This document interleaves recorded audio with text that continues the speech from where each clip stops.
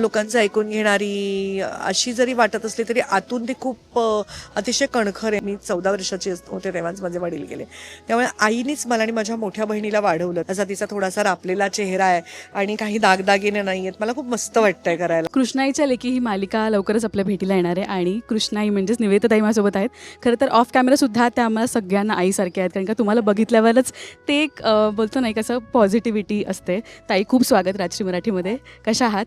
कृष्णा नदी काठी बसलोय आपण. खूप मस्त वातावरण. खूप छान वातावरण आहे. सगळी देवळं दिसत आहेत आजूबाजूला. प्रत्येक ठिकाणी नजर फिरवली तर देवळाचा कळस दिसतोय. असं देवळांच्या प्रदेशात आल्यावरती खूप छान वाटतं ना.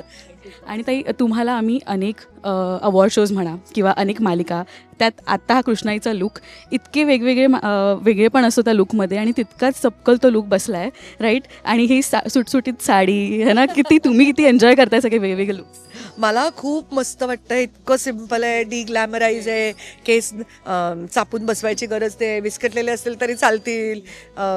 मेकअप थोडासा डार्क, म्हणजे कसं रापलेलं आहे. ती मेहनत करून सतत त्या चुलीपाशी असून असा तिचा थोडासा रापलेला चेहरा आहे आणि काही दागदागिने नाही आहेत. मला खूप मस्त वाटतंय करायला आणि इतकं रिलॅक्स वाटतंय त्याच्यामध्ये की मला सतत आरशात बघून स्वतःला हे करायची गरज नाही आहे. सगळ्यांना खाऊ घालण्याची सवय आहेच, शिवाय ते उत्तम स्वयंपाक करतात हे सगळ्यांना माहिती आहे. आणि आता तेच मालिकेत करायचं म्हणजे आपल्याला जे आवडतं, म्हणजे आपण त्यात चेंजेस करतो, हे यात जात नाही, आपण करेक्शन्सही देऊ शकतो. की ते एन्जॉय करताय कृष्णाई ही.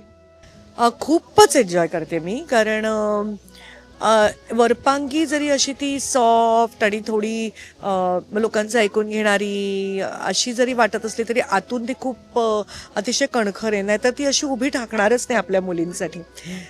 मुलींवरती आल्यावरती आई कशी वाघ होऊ शकते ना, आपल्या मुलावरती जेव्हा संकट येतं आई कशी वाघ होऊ शकते, तशा 3 मुलींसाठी जी उभी ठाकणारी कृष्णाई आहे ती करताना मला खरंच खूप आनंद होतोय. ह्यापूर्वी आसावरीची व्यक्तिरेखा करताना पण मी खूप एन्जॉय केली होती झी मराठीसाठी, आणि आज ही कृष्णाईची व्यक्तिरेखा करताना पण मला खूप मजा येते.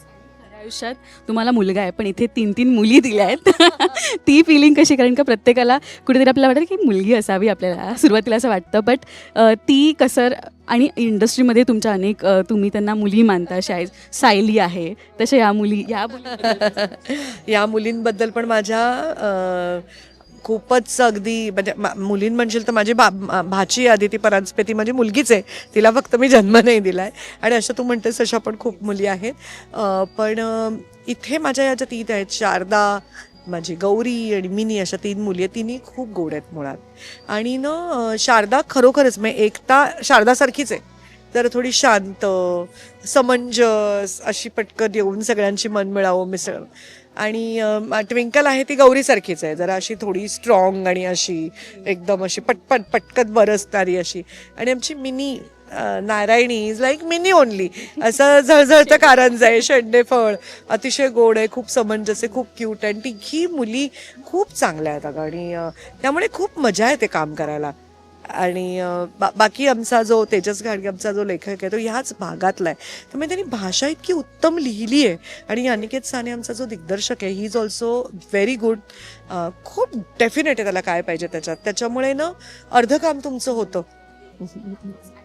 नेहमीच तुम्ही आम्हाला मोटिवेशन देत असता, तसंच आता तुम्ही कान्सलाही गेला होतात, सो ते एक प्राऊडेस्ट मोमेंट होती. तर ती जी आठवणी आहेत ते नेहमी तुमच्यासोबत असणार आहेत. अनिकेतसुद्धा होता, एक फॅमिली मोमेंटही झाला, सो त्या आठवणी आहेत, राईट? त्याबद्दल आज आपण बोलू ना त्याबद्दल. कारण कान्स एक असा अनुभव होता, एकदम अनयुज्युअल अनुभव होता. आणखीन खरंच म्हणजे त्याच्याबद्दल असं 2 शब्दात नाही बोलता येणार. आपण कान्ससाठी एक वेगळा इंटरव्ह्यू करू, आय प्रॉमिस यू.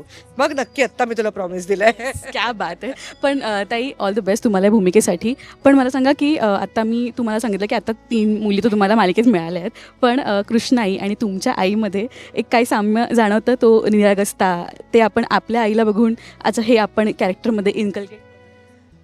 निरागसता आणि ज्या रीतीने ती तिच्या मुलींना स्ट्रॉंग बनायला शिकवते ना, सगळ्यांच्या समोर उभं टाकायला शिकवते. आणि वेळी प्रसंगी गरज असेल तेव्हा थोडंसं नमतंही घेतलं पाहिजे, कारण तुम्ही 2 स्टेप मागे जाल तरच तुम्ही मोठी उडी मारू शकता.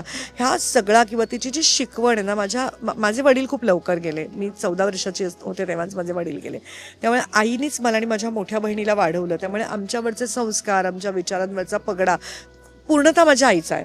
तसाच इथे कुठेतरी तो बापाने सोडूनच दिलाय त्यांना. आणि ते ते त्यांच्या आयुष्यात नाही आहेत. त्यामुळे ह्या तिन्ही मुलींवरती पण पगडा त्यांच्या आईच्याच विचारांचा आहे. आणि त्यांची पर्सनॅलिटी जरी तिघींची वेगवेगळी असली तरी कुठेतरी कॉमन धागा त्या आईमुळे त्यांच्यामध्ये आलेला आहे.